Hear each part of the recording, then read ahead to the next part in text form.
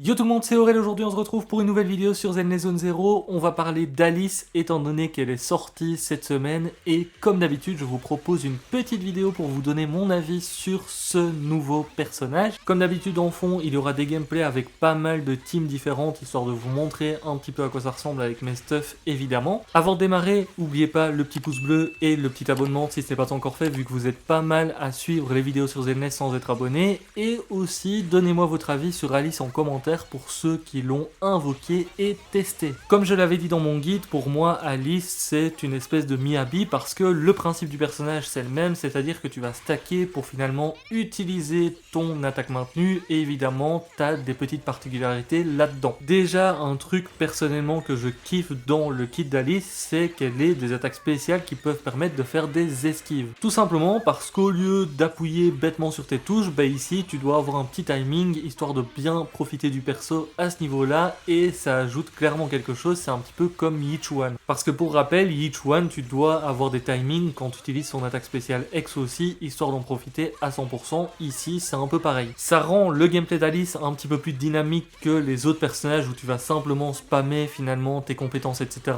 et faire tes rotations de manière assez classique. Et ça, personnellement, j'aime bien. C'est pour ça que j'aime bien Yichuan en termes de gameplay. Alors parfois, évidemment, je ne fais pas tout parfaitement dans mes gameplays parce que parfois j'ai pas envie de tryhard le jeu, mais c'est vrai que c'est des personnages où tu as une marge d'amélioration qui est un petit peu plus grosse on va dire que les persos classique à jouer. J'ai pu la tester dans pas mal d'équipes vu que j'ai pas mal de personnages anomalies, donc par exemple j'ai pu la tester avec Viviane en tant que sub DPS. En termes par contre de soutien, j'ai toujours gardé Yuzua parce que ça reste le top du top actuellement dans ces teams là. J'ai aussi pu tester avec Burnice et avec Jane Doe parce qu'effectivement Jane Doe ça peut se jouer avec Alice. Je sais pas trop personnellement combien de temps ça sera jouable parce que pour le moment vu qu'on a des faiblesses physiques etc, on va pas se mentir, les deux sont bien avantagés et du coup tu peux les jouer ensemble. Dans le futur ça sera sûrement un petit peu moins bon quand on n'aura pas autant de bonus qui vont bien aux deux, mais tu pourras toujours les jouer ensemble et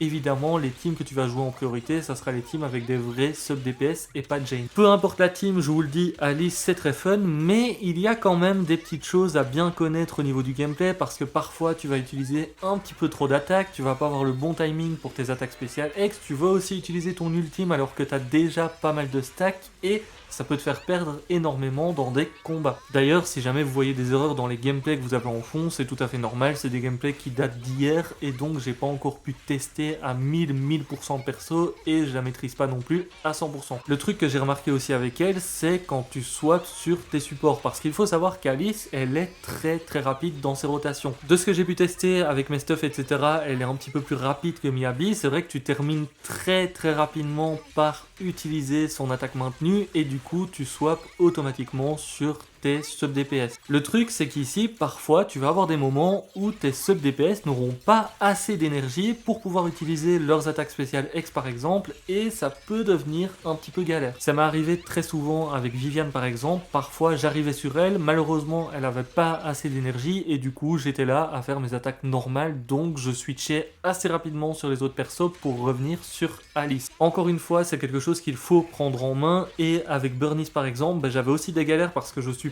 plus du tout habitué à jouer Burnice et notamment le boss de la défense de Xiu qu'on a actuellement en première phase, je le trouve pas non plus foufou. T'as pas mal de moments où il se met en invincibilité ou des petites choses comme ça et parfois tu lances un petit peu tes attaques dans le vent, c'est dommage à ce niveau là. Faudra voir ce que ça donne contre des boss qui arriveront par la suite et tout, mais en tout cas pour le moment ça passe plutôt bien. J'avais envie de faire un point aussi sur la team de Jane parce que la team de Jane elle est complètement différente à jouer dans le sens où Jane habituellement on la joue en tant que main DPS, ici on va la jouer en sub DPS, ça fonctionne mais c'est pas non plus la dinguerie du siècle. Quand je dis que c'est pas la dinguerie du siècle, c'est dans le sens où déjà la team est compliquée à prendre en main parce qu'à plusieurs moments tu as envie soit de rester sur le terrain avec Jane, soit de reswitcher sur Alice et du coup, selon la décision que tu vas prendre, tu vas perdre pas mal de dégâts. En plus de ça, c'est très bizarre de jouer Jane en tant que sub DPS quand on a l'habitude de la jouer en main DPS. Personnellement, dernièrement, je la jouais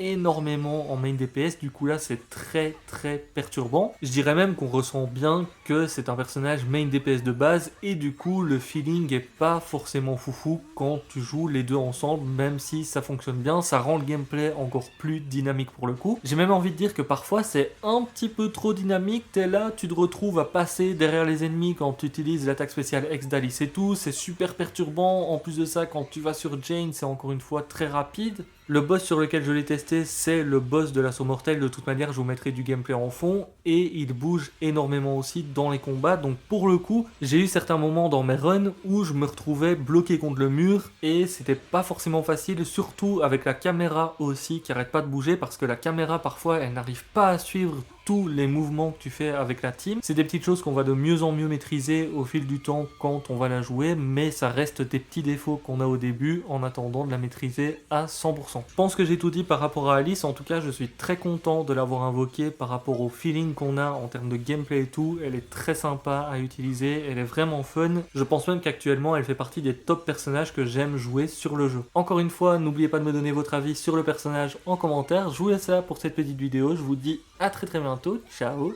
ciao.